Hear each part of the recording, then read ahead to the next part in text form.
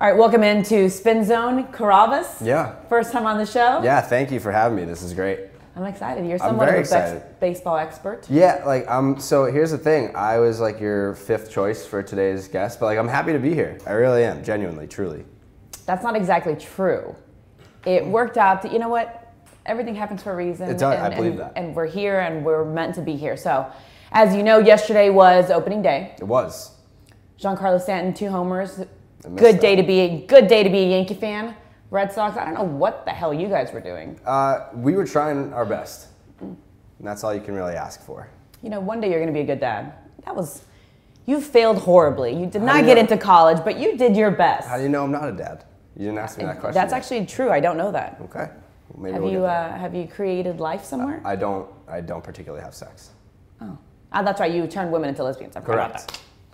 Perfect. Well, obviously you're a prediction king. You love to throw out outlandish predictions. Sometimes, yeah, I do. Constantly. We're going to ask you to really hype up your game. Okay. And I'm going to ask you some questions here, and I need to get some serious answers because it's day 2 of MLB season, so let's go. Ready? Ready.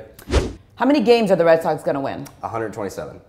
Will Stanton and Judge be the new Mantle and Maris? Probably not.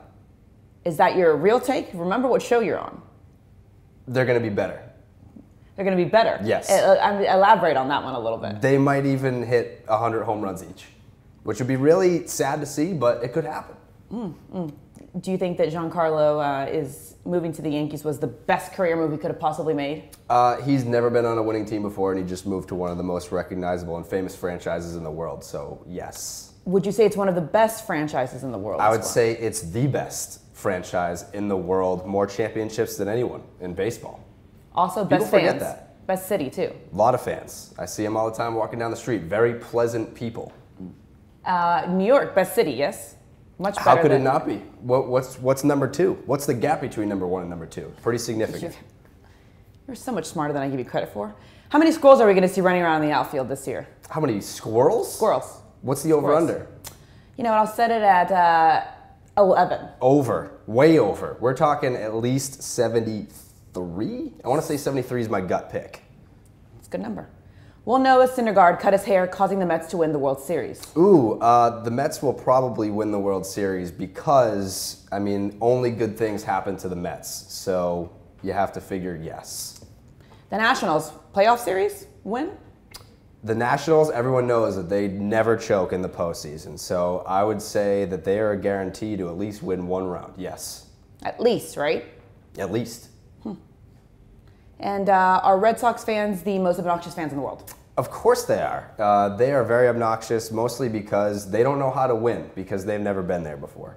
Never been there before. Can't know how to do something if you've never been there before. You can't act like you've been there if you've never been there. That's what they say.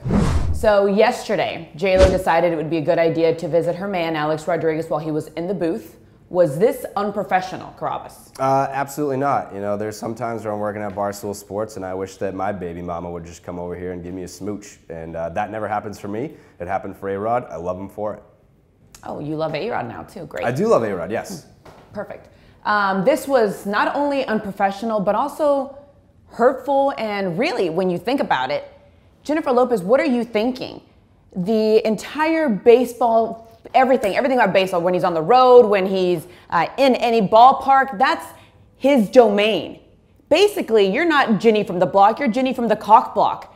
A-Rod, if he wants to get out there and do a little 7th inning stretch, if you know what I mean, that's his place to do it. You're just there floating around with your kids, showing up, making Mendoza look unprofessional and uncomfortable because she has kids underneath her unplugging wires.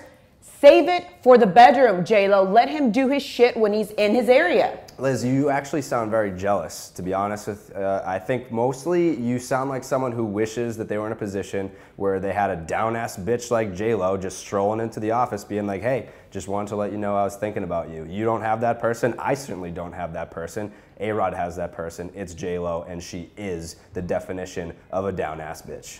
Well, not only was it unprofessional, but now I'm going to add that it was also inconsiderate because some of us don't have that person to walk into and love on and smooch on. Whatever happened to just being happy for someone? Have you ever considered that?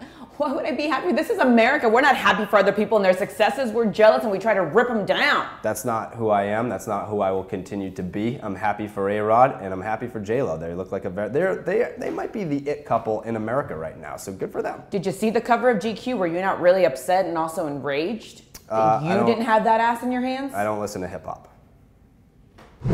Topic number 3, a mother of 4 recently had a child and decided to take that placenta that the baby was wrapped in and blend it in for smoothies for her entire family. Is this disgusting? I'm gonna say no. I feel like, you know, if you've seen the Power Rangers movie, Dr. Ooze, it's the same idea where you're just feeding people the ooze. It's probably the same color if I were to imagine, and don't knock it until you try it. I feel like that's such a closed-minded stance to think that this is gross just because it came from a human being. Do we drink milk? Yeah, it comes from a cow's nipples. Like, why can't we also just enjoy a little placenta? Jared, I feel like you don't even eat anything other than cheeseburgers and french fries, so it's odd that you would think that this isn't disgusting, because it is really disgusting. Pregnant women, disgusting in general. They have some mutant growing inside of them, and they're always complaining about everything, and then their feet and ankles are fat, and then you're gonna get this baby out of your body and decide to feed this sack of blood and guts to your family? Yeah. What kind of mother is that? So most pregnant women that I've been around love Pop-Tarts, so I feel like a placenta has to taste like the Pop-Tarts that they're consuming. So I think that you're being really closed-minded, and don't knock it until you try it. I would love to have a placenta smoothie right now, actually, if you have one.